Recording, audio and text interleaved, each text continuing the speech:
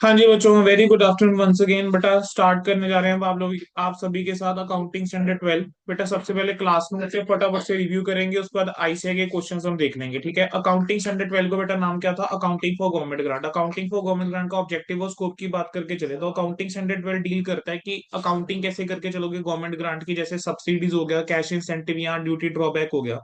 Accounting standard 12 जो है वो डील नहीं करता है कुछ चीजों के साथ।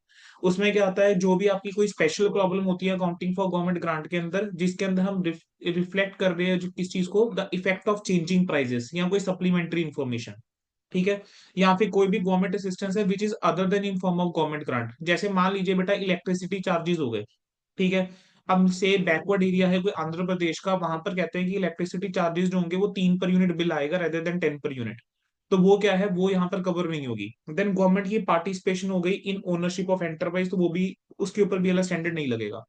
गवर्नमेंट ग्रांट्स का अगर मतलब देखें तो गवर्नमेंट ग्रांट का मतलब होता है असिस्टेंस, इसमें या तो कैश में या काइंड में, जो किसी एंटरप्राइज को दी जाती है फॉर द पार्ट और फ्यूचर, फॉर द पास्ट और future compliance with certain condition, कि आपने या तो पास्ट में कुछ कंडीशन कंप्लाई करा है या आपने फ्यूचर में करना है। कोई भी गवर्नमेंट असिस्टेंस जिसको रीजनेबली वैल्यू नहीं करा जा सकता। ठीक है, और ऐसी ट्रांजेक्शन जिसको आप एक्सटिंग्विश नहीं कर सकते नॉर्मल ट्रेडिंग से, उनको एक्सक्लूड करा गया है। ठीक है, इसमें से अब इसके अंदर हम बात करके चलें तो अकाउंटिंग ट्रीटमेंट गवर्नमेंट ग्रांट के अंदर दो अप्रोचेज होती हैं। पहली अप्रोच होती है कैपिटल अप्रोच, दूसरी अप्रोच होती है इनकम अप्रोच। कैपिटल अप्रोच वो होती है जिसके अंदर ग्रांट को शेयर होल्डर फंड का हिस्सा माना जाता है। इनकम अप्रोच वो होती है जिसके अंदर ग्रांट को इनकम के अंदर हम रिकॉर्ड करके चलते हैं ओवर वन और मोर पीरियड, डिपेंडिंग कितने टाइम की है वो। ये वाली अप्रोच वहां मैटर अप्रोप्रिएट होती है in case of other grants. Capital approach कहाँ अप्रोप्रिएट होती है? जहां पर ग्रांट जो है वो प्रमोटर्स कॉन्ट्रीब्यूशन की नेचर की है। गिवन वो कैसे दी गई है grant, with reference to total investment जो एक अंडरटेकिंग के अंदर है, या जो कंट्रीब्यूशन करा गया टोटल कैपिटल आउटले के लिए। और कोई भी रीपेमेंट जो होती है बेटा यहाँ पर ऑर्डिनरी क्या है, एक्सपेक्टेड नहीं होती है। अब रिकॉग्निशन ऑफ गवर्नमेंट ग्रांट की बात करके चलो तो गवर्नमेंट ग्रांट को हम तब तक रिकॉग्नाइज करके नहीं चलते हैं जब तक एक रीजनेबल एश्योरेंस नहीं होता है कि एंटरप्राइज कंप्लाई करेगा कंडीशंस के साथ और ग्रांट जो है वो रिसीव होगी, यानी ultimate collection will be made. तो दोनों कंडीशन बेटा सेटिस्फाई होनी क्या है, जरूरी है। जो रिसिप्ट ऑफ ग्रांट है वो कोई कंक्लूसिव एविडेंस नहीं होता कि जो कंडीशंस रिलेटेड टू ग्रांट है वो फुलफिल हुई है या फुलफिल होंगी। गवर्नमेंट ग्रांट की अब हम बात करके चले तो उसके अंदर हमने पहला पढ़ना है नॉन मॉनिटरी गवर्नमेंट ग्रांट, फिर पढ़ना है स्पेसिफिक फिक्स एसेट्स रिलेटेड, उसके अंदर depreciable asset, non depreciable asset, then related to revenue, और लास्ट है in nature of promoters contribution. Non monetary government grant की बात करके चले तो कहने जो grant in form of non monetary asset है, लैंड हो गया, अदर रिसोर्सेज हो गया, अगर मान लो कंसेशन रेट के ऊपर मिला हुआ है तो हम इसको रिकॉर्ड करके चलते हैं एक्विजिशन कॉस्ट के ऊपर जितना गया। और अगर फ्री ऑफ कॉस्ट मिला है वो कहते हैं नॉमिनल वैल्यू के ऊपर। जैसे मान लेते हैं बेटा 10 करोड़ रुपए की 10 करोड़ रुपए की जमीन थी, लेकिन हमें तो जो है 1 करोड़ ही देना पड़ा, तो हम 1 करोड़ के ऊपर इसको रिकॉर्ड करके चलेंगे। अगर मान लो फ्री ऑफ कॉस्ट जमीन मिल गई, सपोज करो, जैसे एग्जांपल अगर आपको याद हो मैंने आपको दिया था, जैसे मान लेते हैं महेंद्र सिंह धोनी को से रांची गवर्नमेंट जो है वो कहती है कि भी हम आपको जो है क्या कर देंगे कि एक जमीन दे रहे हैं, आप वहां पर स्टेडियम जो है, आप वहां पे अकेडमी चलाओ, क्रिकेट अकेडमी के लिए हम आपको एक जमीन दे रहे हैं। अब वो फ्री में उन्होंने मान लेते हैं जमीन दे दी बेटा। ठीक है, अब वो बुक्स के अंदर किस वैल्यू के ऊपर रिकॉर्ड करी जाएंगी, एट अ नॉमिनल वैल्यू से 100 रुपीज हो गया।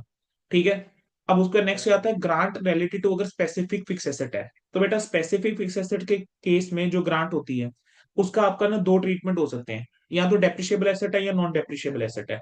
ठीक है, अगर आपका डेप्रिशिएबल एसेट है तो डेप्रिशिएबल एसेट के अंदर क्या होगा, पहला ऑल्टरनेटिव, दूसरा ऑल्टरनेटिव। पहला ऑल्टरनेटिव ये कहता है कि हम ग्रॉस वैल्यू में से क्या करके चलते हैं, एसेट की ग्रॉस वैल्यू में से आप ग्रांट को घटा दो। ठीक है, बुक वैल्यू पे पहुंचने के लिए फिर जो रिड्यूस्ड वैल्यू होती है बेटा उसके ऊपर क्या करा जाता है, डेप्रिसिएशन चार्ज करी जाती है over the useful life of the asset. ठीक है, ऑल्टरनेटिव टू की अगर हम बात करके चले बेटा, तो ऑल्टरनेटिव टू के अंदर क्या होता है कि अमाउंट जो भी मिला होता है आप उसको डेफर्ड इनकम की तरह रिकॉग्नाइज करके चलते हो, और डेफर्ड इनकम आप statement of P and L में एक सिस्टमेटिक और रैशनल बेसिस में over useful life of asset आप रिकॉग्नाइज करके चलोगे। अब ये जो अमोटाइज होती है डेफर्ड डेफर्ड इनकम की, वो किस रेशो के अंदर होगी, जितनी आप डेप्रिसिएशन चार्ज करके चलते हो बेटा ओवर द यूजफुल लाइफ। ठीक है, अब आता है अगर आपका नॉन डेप्रिशिएबल एसेट है, आपको अगर कुछ कंडीशन फुलफिल करके चलनी है, यानी whether fulfilment of certain obligation required, अगर कुछ सर्टेन ऑब्लिगेशंस है वो आपको फुलफिल करके चलनी है, तो उस केस में तो आप प्रॉफिट एंड लॉस स्टेटमेंट के अंदर क्रेडिट करके चलोगे। ठीक है, in which the cost of meeting obligation is charge. ठीक है, मतलब हम जिसमें कॉस्ट लग रही है उस ऑब्लिगेशन को मीट करने की जितने टाइम पीरियड में कॉस्ट लगेगी, जिन पीरियड्स के अंदर, उस पीरियड्स के अंदर आप क्या कर दोगे, पीएनएल में क्रेडिट कर दोगे वो पीरियड ऑफ टाइम। लेकिन अगर मान लीजिए कोई भी आपको सर्टेन ऑब्लिगेशन जो है वो रिक्वायर्ड करने की, फुलफिलमेंट करने की कोई जरूरत नहीं है, तो उस केस में आप सीधा इसको कैपिटल रिजर्व के अंदर आप ट्रांसफर कर देते हो। अगर ग्रांट जो है मान लेते हैं आपको रिसीव हुई है, it is equal to whole या वर्चुअली के लिए जितनी कॉस्ट ऑफ एसेट है, तो बैलेंस शीट के अंदर फिर आप इसको नॉमिनल वैल्यू के ऊपर दिखा के चलते हो। देन बेटा अगला आपका आता है ग्रांट, अगर आपकी रेवेन्यू से रिलेटेड है, तो रेवेन्यू से रिलेटेड ग्रांट के अंदर दो चीजें हो सकती हैं। एक है कि आप इसको क्रेडिट करके चलते हो पीएनएल के अंदर सेपरेटली या अंडर अदर इनकम। दूसरा है जो भी रिलेटेड एक्सपेंस होता है आप उसमें से माइनस करके चलते हो। जैसे मान लेते हैं कोविड के टाइम पे कोई ग्रांट मिली, ठीक है, इंप्लॉइज के बेनिफिट के लिए कि इनकी वैक्सीनेशन के लिए, तो वो इंप्लॉय बेनिफिट एक्सपेंस में से बेटा क्या हो जाएगा, उस ग्रांट को हम कम कर देंगे। एक तरीका ये, दूसरा है कि आप पीएनएल के अंदर उसको सेपरेटली जो है वो क्रेडिट करके चलोगे। ठीक है। अगर आपकी गवर्नमेंट ग्रांट जो है that is in the nature of the promoters contribution, तो बेटा उसको हम कैपिटल रिजर्व के अंदर ट्रीट करके चलेंगे। कैपिटल रिजर्व की तरह वो शेयर होल्डर फंड का पार्ट बनेगा ना, तो ये अमाउंट आप डिस्ट्रीब्यूट कर सकते हो एज डिविडेंड, ना ही आप इसको डेफर्ड इनकम की तरह कंसीडर करके चलोगे। अगला आता था रिफंड ऑफ गवर्नमेंट ग्रांट।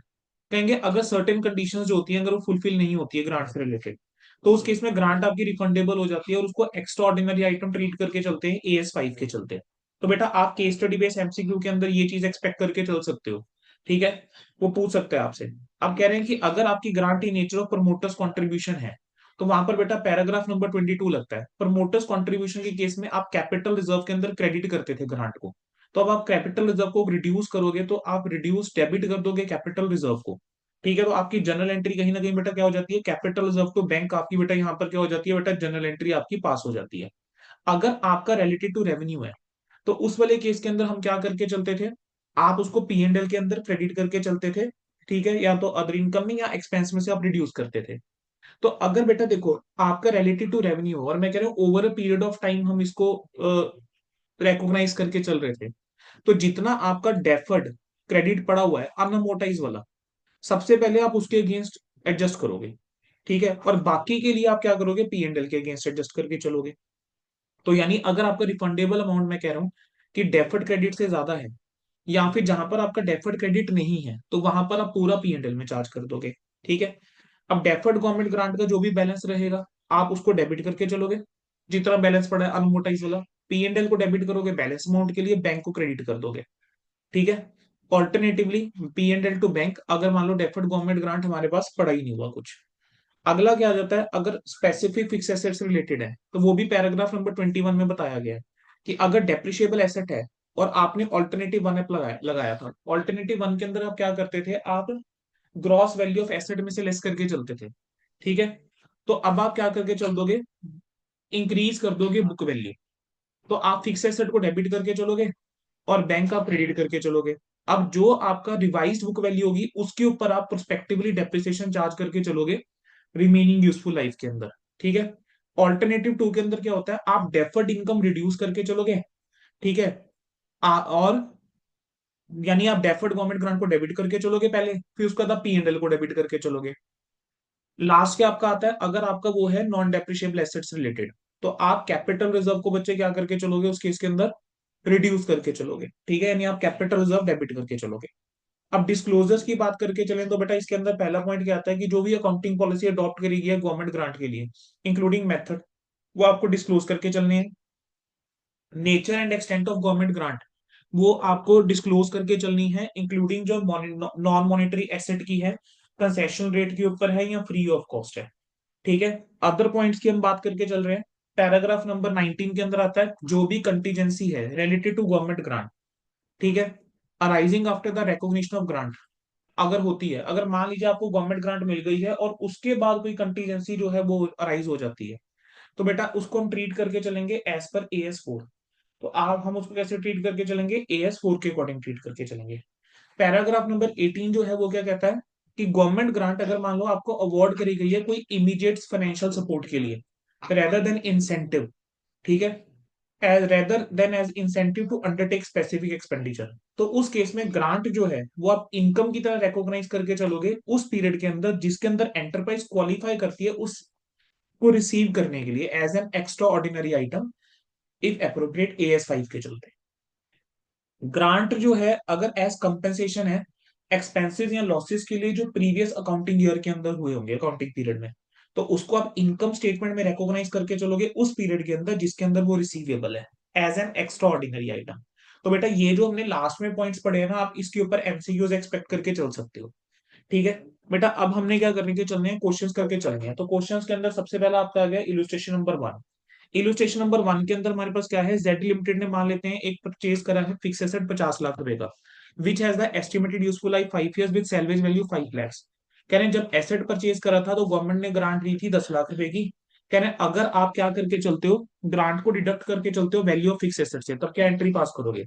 तो बेटा पहले साल में जब आपने एसेट खरीदा होगा, आपने एंट्री पास करी होगी, आपने फिक्स एसेट को डेबिट करा होगा। ठीक है, और क्रेडिट आप क्या करके चलोगे, बैंक। कितने से, 50 लाख, 50 लाख से। अब गवर्नमेंट से जब ग्रांट मिलेगी ना, हम अपने एसेट की वैल्यू को घटाएंगे, तो बैंक टू फिक्स एसेट आपकी क्या हो जाएगी बेटा, यहाँ पर एंट्री हो जाएगी। फिर यहाँ पर अब डेप्रिसिएशन की बात करके चलें तो कितनी डेप्रिसिएशन चार्ज होगी। ठीक है, देखो बेटा 50 लाख रुपए का तो एसेट था, हमने क्या करा, 10 लाख रुपए से ग्रांट मिली तो एसेट घटा दिया, तो बुक वैल्यू अपनी घटा के कर दी 40 लाख। अब सैलवेज वैल्यू है 5 लाख रुपीज की, तो 40 - 5 हो गया 35। और यूजफुल लाइफ है 5 years, तो इसको 5 से डिवाइड करूंगा तो कितना आ जाएगा, 7 लाख आ जाएगा। तो 7 लाख रुपीज जो है बेटा आपका डेप्रिसिएशन टू फिक्स एसेट आ गया। ठीक है, और प्रॉफिट एंड लॉस के अंदर डेप्रिसिएशन आप ट्रांसफर कर दोगे। सिमिलरली ईयर 2 के अंदर बस आपकी डेप्रिसिएशन और पी एंड एल की क्या हो जाएगी, एंट्री हो जाएगी, और डेप्रिसिएशन का बेटा वर्किंग नोट हमने दिखा के चलना है। बोलो यहाँ तक क्लियर हो गया बेटा।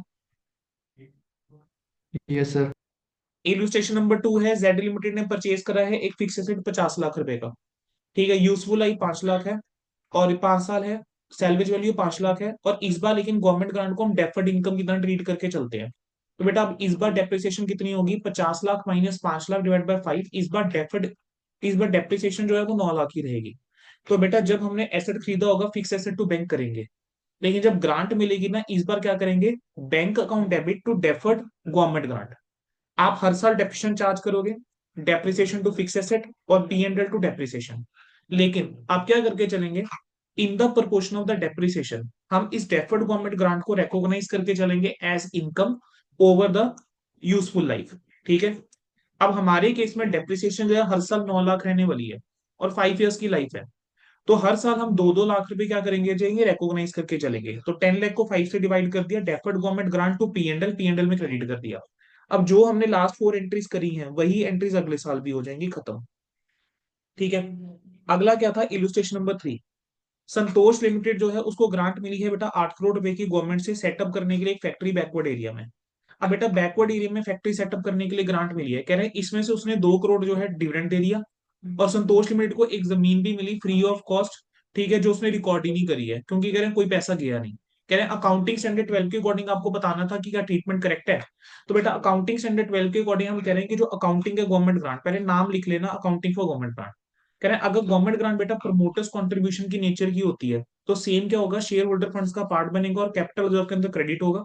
ना तो वो डिस्ट्रीब्यूशन ऑफ डिविडेंड के लिए अवेलेबल होता है, ना वो रिकॉग्नाइज करके चल गया डेफर्ड इनकम लिखना पड़ेगा ये। फर्दर ग्रांट अगर आपको स्पेसिफिक पर्पस के लिए मिली है तो उसी पर्पस के लिए यूज होनी चाहिए। ठीक है, और अगर आपको मान लीजिए ग्रांट जो है वो मिली है किसी नॉन मॉनेटरी एसेट की फॉर्म में, जैसे लैंड हो गया या अदर रिसोर्सेज हो गया या कंसेशन रेट के ऊपर मिली है, तो एसेट को रिकॉग्नाइज होनी चाहिए एक्विजिशन कॉस्ट पे। लेकिन अगर फ्री ऑफ कॉस्ट मिला है तो नॉमिनल वैल्यू के ऊपर। अब इस केस में जो पहला केस था, इस सिचुएशन में उसने क्या करा, ग्रांट को यूज कर लिया है डिविडेंड के लिए। वो नहीं करना चाहिए था। ठीक है, क्योंकि वो स्पेसिफिक पर्पस के लिए थी, वो डिस्ट्रीब्यूशन ऑफ डिविडेंड के लिए नहीं थी, तो जो इन्होंने ट्रीटमेंट करा है वो गलत है। दूसरा, जो जमीन इनको मिली थी फ्री ऑफ कॉस्ट, उसको नॉमिनल वैल्यू के ऊपर रिकॉर्ड करना चाहिए था, जो करा नहीं हुआ। ठीक है, तो दोनों ही केस में ट्रीटमेंट क्या है बेटा, करेक्ट नहीं है। इलुस्ट्रेशन नंबर 4 पे आ जाओ। इलुस्ट्रेशन नंबर 4 के अंदर क्या था, एक्स जो है वो एक चैरिटेबल हॉस्पिटल रन करता है। कह रहे हैं जो सैलरी है डॉक्टर्स की to the extent of 30 lakh per annum है। As a support local government जो है वो लमसम पेमेंट देती है 90 लाख रुपए की। कह रहे हैं सैलरी के खर्चे के लिए 90 लाख रुपए की उन्होंने पेमेंट कर दी। ठीक है, नेक्स्ट 5 years के लिए। कह रहे हैं आपको जनरल एंट्रीज पास करके चलनी है पहले साल के अंदर, और प्रेजेंट करके चलना है statement of P and L के अंदर, अगर ग्रांट को अदर इनकम की तरह दिखा रहे हैं, और ग्रांट जो है वो डिडक्ट हो रही है अगेंस्ट द सैलरी कॉस्ट। बोलो बेटा क्या करके चलेंगे, बोलो। सबसे पहले क्या होगा, बैंक आपका डेबिट होगा, और डेफर्ड इनकम आपका क्रेडिट होगा। कितने से, 90 लाख रुपए से। अब सैलरी एक्सपेंस को आप क्या करके चलोगे, इंप्लॉय बेनिफिट एक्सपेंस। ठीक है, आप पेमेंट करके चलोगे।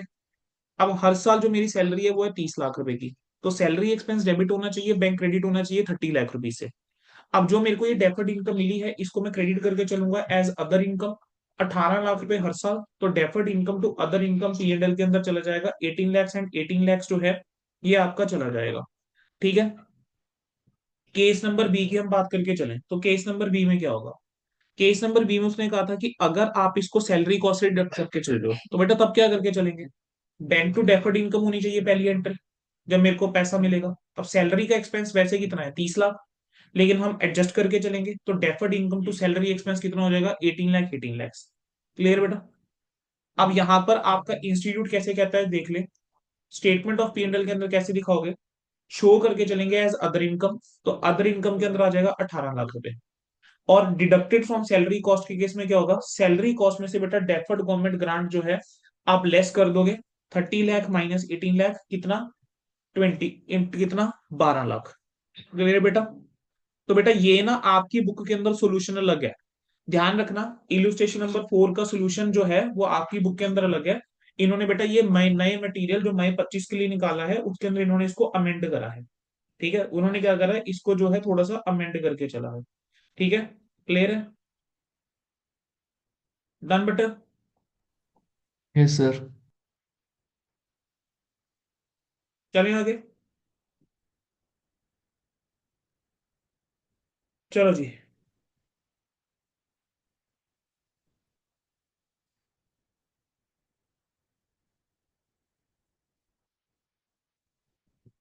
हाँ जी, अगला केस, इलुस्ट्रेशन नंबर 5। अब वो कह रहे हैं टॉप और टॉप लिमिटेड ने एक बिजनेस सेटअप करा है बैकवर्ड एरिया के अंदर। ठीक है, गवर्नमेंट से ग्रांट मिलेगी 20% ऑफ कॉस्ट ऑफ इन्वेस्टमेंट और no repayment is ordinary expected. तो बेटा क्या ये ग्रांट जो है वो प्रोमोटर्स कंट्रीब्यूशन की नेचर की हो गई। ठीक है, कि टोटल इन्वेस्टमेंट कितनी है, और या फिर by way of contribution towards capital है, और इसके अंदर रीपेमेंट जो है एक्सपेक्टेड है नहीं। तो इसको हम क्या करके चलेंगे, कैपिटल रिजर्व के अंदर हम ट्रीट करके चलेंगे और लिखेंगे ना तो ये डिस्ट्रीब्यूशन ऑफ डिविडेंड के लिए अवेलेबल है ना एज डेफर्ड इनकम। अब उसने बोला है कि कोई condition, there was no condition that company को एक स्पेसिफिक एसेट परचेज करना पड़ेगा। कह रहे हैं having fulfil the condition the scheme, company को 50 करोड़ रुपए के क्या मिल गए हैं, कैपिटल इन्वेस्टमेंट उसने करी, 10 करोड़ की उसको ग्रांट मिल गई। ठीक है, कंपनी कह रही है इसको रिसिप्ट करना चाहती है, रेवेन्यू ट्रीट की तरह ट्रीट करना चाहती है, और रिड्यूस करना चाहती है लॉसेस को। क्या कंपनी ऐसा कर सकती है, नहीं कर सकती, ये किस में जाएगा, कैपिटल रिजर्व में शेयर होल्डर फंड का पार्ट बन के चलेगा। डन। इलुस्ट्रेशन नंबर 6, कह रहे हैं कैसे ट्रीट करके चलोगे। 35 लाख में मिले हैं लोकल अथॉरिटी से मेडिकल फैसिलिटीज प्रोवाइड यस करने के सर। लिए इंप्लॉइज को। एक तरीका, या तो इसको हम अदर इनकम की तरह दिखा के चलेंगे, P&L के अंदर क्रेडिट करेंगे। दूसरा, एक्सपेंस में से डिडक्ट। 100 लाख रुपए की सब्सिडी मिली है सेंट्रल गवर्नमेंट से सेटअप करने के लिए यूनिट नोटिफाइड एरिया के अंदर, प्रमोटर्स कंट्रीब्यूशन की नेचर का है। तो कहां जाना चाहिए बेटा, कैपिटल रिजर्व के अंदर जाना चाहिए। अगला, जेड लिमिटेड ने क्या करा है, एक फिक्स एसेट परचेज करा है 50 लाख रुपए का। एस्टिमेटेड यूजफुल लाइफ कह रहे हैं 5 साल। Salvage value 5 lakh. कह रहे हैं 10 लाख रुपए की ग्रांट मिली थी गवर्नमेंट से, हमने इसको फिक्स एसेट में से रिड्यूस किया था। अब ग्रांट रिफंडेबल हो गई है सेकंड ईयर के एंड में 7 लाख तक की। आपको क्या करना था, रिफंड की एंट्री पास करके चलनी थी। अगर आप फर्स्ट मेथड फॉलो करके चल रहे हो, यानी ग्रांट को आप रिड्यूस करके चलते हो कॉस्ट ऑफ एसेट में से। बेटा तो देखो यहाँ पे अगर मैं डेप्रिसिएशन की बात करके चलूं, ग्रांट रिफंड करनी है ना, तो क्या करेंगे, फिक्स एसेट को बढ़ाएंगे क्योंकि एसेट की वैल्यू घटाई होगी, और क्रेडिट क्या हो जाएगा, बैंक आपका क्रेडिट हो जाएगा। और फ्यूचर में जो डेप्रिसिएशन लगेगी वो क्या लगेगी, रेट्रोस्पेक्टिवली, प्रोस्पेक्टिवली बैलेंस अमाउंट के ऊपर रिमेनिंग यूजफुल लाइफ में लगेगी। कह रहे हैं जहां पर आपकी अमाउंट जो होती है, अगर वो स्पेसिफिक फिक्स एसेट से रिलेटेड है, ठीक है, अगर वो रिफंडेबल है तो सेम कैसे रिकॉर्ड करके चलोगे, इंक्रीज करके बुक वैल्यू या फिर रिड्यूस करके डेफर्ड इनकम। अब इस वाले केस के अंदर क्या हुआ है, बुक वैल्यू इंक्रीज होगी और डेप्रिसिएशन प्रोवाइड करके चलोगे प्रोस्पेक्टिवली रिमेनिंग यूजफुल लाइफ में। इलुस्ट्रेशन नंबर 8 पे आ जाओ बेटा। कहेंगे एक फिक्स एसेट जो है वो 20 लाख रुपए का परचेज करा गया, गवर्नमेंट ग्रांट जो है towards it is 8 lakh rupees, रेजुअल value 4 lakh है, यूजफुल लाइफ 4 साल है। एज्यूम करो डेप्रिसिएशन एसएलएन बेसिस के ऊपर है, ग्रांट रिफंडेबल हो गई है 5 लाख तक नॉन कॉम्प्लाइंस की वजह से। ठीक है, आपको क्या करना था, जनरल एंट्रीज पास करके लिखवानी थी पहले 2 सालों की। तो बेटा कैसे करेंगे ये क्वेश्चन, बेटा फिक्स एसेट 20 लाख रुपए का परचेज करा था, 8 लाख रुपए की गवर्नमेंट ग्रांट मिल गई, तो 8 लाख हमने यहाँ पर माइनस कर दिए। ठीक है, अब मेरी रेजिडुअल वैल्यू कितनी है, 4 साल है, 4 लाख है, और लाइफ कितनी है, 4 साल है। 12 20 में से 8 गए, बचा 12। ठीक है, अब इसमें से रेजिडुअल वैल्यू लेस करूंगा, डेप्रिशिएशन अमाउंट आ गया 8 का। 8 को 4 से डिवाइड करूंगा तो हर साल डेप्रिसिएशन होगी 2 लाख रुपए की। ठीक है, अब वो कह रहा है कि एसेट जो है वो हम नेट ऑफ ग्रांट दिखा के चलते हैं, तो यहां से पता लग रहा है कि हम ग्रांट माइनस करके चल रहे हैं फिक्स एसेट में से। कह रहे हैं ईयर वन के बाद क्या हुआ, 5 लाख रुपए रिफंड हो गया नॉन कॉम्प्लायंस की वजह से। आपको पहले 2 साल के लिए एंट्री पास करनी थी बेटा, जिस टाइम पे एसेट खरीदा होगा तो एसेट टू बैंक एंट्री होगी। ठीक है, जिस टाइम पे भी एसेट खरीदा होगा तो एसेट टू बैंक एंट्री आप करके चलोगे। फिर क्या होगा, बैंक टू फिक्स एसेट, फिर क्या करोगे, डेप्रिसिएशन टू फिक्स एसेट, फिर profit and loss to depreciation. तो पहले साल तो ये हो जाएगा। ठीक है, आपकी ग्रांट रिफंडेबल कब हुई है, आपकी ग्रांट रिफंडेबल हुई है फर्स्ट ईयर के बाद। ठीक है, to the extent of 5 lakh, तो आपको पहले 2 साल में एंट्रीज पास करनी थी। तो अब दूसरे साल में क्या होगा, again fix asset to bank entry pass करनी पड़ेगी, क्योंकि ग्रांट रिफंडेबल हुई है तो fix asset to bank 5 lakh होगा। अब क्या करेंगे बेटा, जो डेप्रिसिएशन लगाएंगे ना वो रिमीनिंग लाइफ के ऊपर लगा के चलेंगे। जरा सोच के देखो, 20 लाख रुपए का तुम्हारा एसेट था, 8 की ग्रांट मिली थी, तो 12 रह गया था। 12 के अंदर तुमने 2 की डेप्रिसिएशन लगाई तो ये 10 रह गया था। यानी पहले साल के एंड में इसकी बुक वैल्यू 10 थी तुम्हारी किताबों में। अब 10 के अंदर मुझे 5 ऐड करना पड़ेगा, तो रिवाइज बुक वैल्यू हो जाएगी 15। अब रिमेनिंग यूजफुल लाइफ अभी बची कितनी है, अभी भी क्या 4 साल बचे हुए हैं, अभी भी कितने साल बचे हैं, 3 साल बचे हैं। ठीक है, 3 साल है बेटा इस क्वेश्चन के अंदर, कितने थे टोटल साल, 4 साल की लाइफ थी, 1 साल हुआ है तो 3 साल बचे हैं। अब इसमें से मैं माइनस क्या करके चलूंगा, स्क्रैप वैल्यू 3 से डिवाइड करूंगा तो 3.667 लाख पर एनम आ जाएगा। तो 3.67 आ गया, depreciation to fix asset and P and L to depreciation. ठीक है, सेम क्वेश्चन जो ऊपर आया था, सिमिलर टाइप का, बस है वैल्यूज अलग के साथ, लेकिन इस बार डब्ल्यूडीवी मेथड है। कहेंगे एबीसी लिमिटेड को 300 लाख रुपए की ग्रांट मिली है। ठीक है, 1500 लाख रुपए उसने एसेट मशीनरी खरीदी थी, कॉस्ट ऑफ एसेट के अंदर क्रेडिट करके चली थी। तो ग्रांट जो है इस बार भी रिड्यूस करी है कॉस्ट ऑफ एसेट में से। कह रहे हैं डेप्रिसिएशन अगर 20% है डब्ल्यू डी के ऊपर, तो कह रहे हैं कंपनी को रिफंड करना पड़ेगा मई 2024 के अंदर। तो बेटा क्या करेंगे, एसेट की वैल्यू को बढ़ाओगे और डेप्रिसिएशन प्रोस्पेक्टिवली चार्ज करके चलोगे रिमेनिंग लाइफ में। अब हमारे पास यहाँ पर क्या था, 1500 लाख रुपए का एसेट था 1 अप्रैल 2021 को, आपको ग्रांट मिली 300 की, तो आपका एसेट रह गया 1200 लाख रुपए का। अब 1200 लाख रुपए के ऊपर 21-22 के अंदर आपने 20% डेप्रिसिएशन चार्ज करी, वैल्यू रहेगी 960। फिर ईयर टू के अंदर आपने 20% डेप्रिसिएशन चार्ज करी, वैल्यू रहेगी 768। ईयर थ्री के अंदर आपने 20% डेप्रिसिएशन चार्ज करी, वैल्यू आपके पास ईयर थ्री के एंड में रह गई 614.40।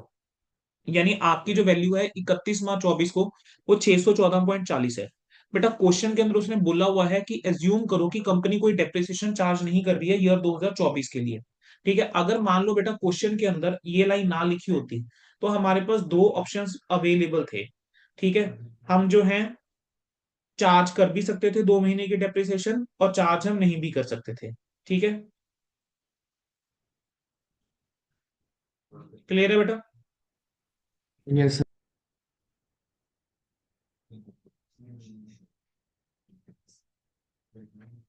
डन। तो अब यहां पर क्या करके चलेंगे बेटा, अब डेप्रिसिएशन यहां पर हम चार्ज करके नहीं चलेंगे। ठीक है, तो अब आपका क्या हो जाएगा, ग्रांट का रिफंड आप ऐड करके चलोगे 300 का, रिवाइज बुक वैल्यू आ जाएगी 914। तो अब क्या होगा, प्रोस्पेक्टिवली 2 साल इस वैल्यू के ऊपर आप डेप्रिसिएशन चार्ज करके चलोगे। क्लियर है, डन। इलुस्ट्रेशन नंबर 10, ए लिमिटेड ने एक मशीनरी परचेज करी बेटा 40 लाख रुपए की, यूजफुल लाइफ 4 इयर्स है, रेजिडुअल वैल्यू 8 लाख है, गवर्नमेंट ग्रांट मिली 16 लाख रुपए की। जनरल एंट्री पास करनी है रिफंड के टाइम पे इन द थर्ड ईयर। अगर आपने क्रेडिट करा था फिक्स एसेट के अंदर, क्रेडिट करा था डेफर्ड ग्रांट में।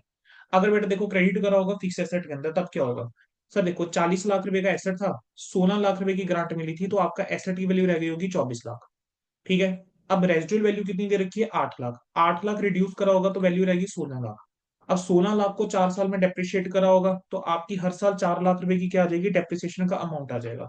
अब वैल्यू क्या होगा फिक्स एसेट का, अब हमने क्या करा है, कौन से ईयर में जाके बेटा हो रहा है, थर्ड ईयर में जाके रिफंड हो रहा है। तो 2 साल के बाद बेटा अगर आप वैल्यू निकाल के चलोगे तो वैल्यू कितनी है, सीधी सी बात है, 24 लाख रुपए का देखो एसेट हो जाएगा। ग्रांट को माइनस करने के बाद आपने 2 साल में 8 लाख डेप्रिसिएशन चार्ज करी, 4 लाख 4 लाख, तो 16 लाख रुपए का मेरा एसेट है। और 16 लाख ही हमारा क्या है, अब यहाँ पर रिफंडेबल बनने वाला है। तो हमारा रिवाइज बुक वैल्यू कितनी होगी, 32 लाख। तो अब 32 लाख में से 8 लाख माइनस करेंगे स्क्रैप वैल्यू, तो रिमेनिंग 2 साल में 12 लाख डेप्रिसिएशन चार्ज करके चलनी पड़ेगी हर साल। अगर ग्रांट जो है वो क्रेडिट करा था डेफर्ड ग्रांट के अंदर, तो उस केस में 40 में से 8 ही माइनस हुआ अगर एक्चुअल वैल्यू का। तो हर साल आप क्या कह रहे होंगे, इस बार 8 लाख की डेप्रिसिएशन चार्ज करके चलेंगे। अब कॉस्ट है 40 की, इसमें से डेप्रिसिएशन लेस करके चलूंगा 16 की, 2 साल की। तो आपकी बुक वैल्यू कितनी आ जाएगी आफ्टर 2 इयर्स? बुक वैल्यू जो है, ठीक है, वो आ जाएगी 2 इयर्स 24 लाख रुपए की। अब ईयर 3 के अंदर और 4 के अंदर बेटा यहां पर डेप्रिसिएशन सेम ही रहेगी।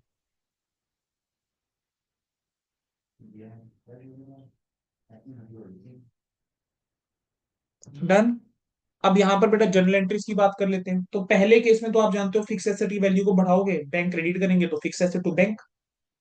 अब उसका जो डेप्रिसिएशन चार्ज होगी वो अकॉर्डिंगली चार्ज हो जाएगी। बस जो ऊपर हमने बोला है उसको बस पैराग्राफ की फॉर्म में लिख दिया है। दूसरे केस के अंदर क्या होगा? ग्रांट आपकी डेफर्ड गवर्नमेंट ग्रांट के अंदर क्रेडिट होगी। तो इस केस में क्या हो जाएगा? डेफर्ड गवर्नमेंट ग्रांट जो है 16 लाख रुपए का आपने क्रेडिट करा होगा। तो आपने क्या करा होगा? 2 साल के अंदर 8 लाख रुपए यूटिलाइज कर लिया होगा। राइट, तो 8 लाख रुपीज आपके पास पड़ा होगा बैलेंस। तो ये 8 लाख रुपीज बैलेंस जो है वो आप डेबिट कर दोगे, बाकी P&L डेबिट कर दोगे और बैंक आपका क्या हो जाएगा? क्रेडिट हो जाएगा। डन बच्चे, बढ़ सकता हूँ आगे। Yes sir. कंपनी एक्स जो है वो एक चैरिटेबल हॉस्पिटल रन करती है, उसने सैलरी इंकर करी है डॉक्टर स्टाफ की to the extent of 30 lakh. ये तो वही वाला क्वेश्चन आ गया जो पहले आया था। फर्क क्या है, सीधा उसके ऊपर आते हैं। कह रहे हैं ईयर 4 के स्टार्टिंग में कंपनी कंडीशंस मीट नहीं कर पाई और उसको 90 लाख रुपए की ग्रांट अपनी फंड करनी पड़ेगी। ठीक है, आपको एंट्रीज पास करनी थी बुक्स के अंदर अगर उन्होंने सेपरेटली शो करा था एज अदर इनकम। चलो सोचना शुरू करते हैं। सर टोटल ग्रांट मुझे 90 लाख रुपए की मिली थी।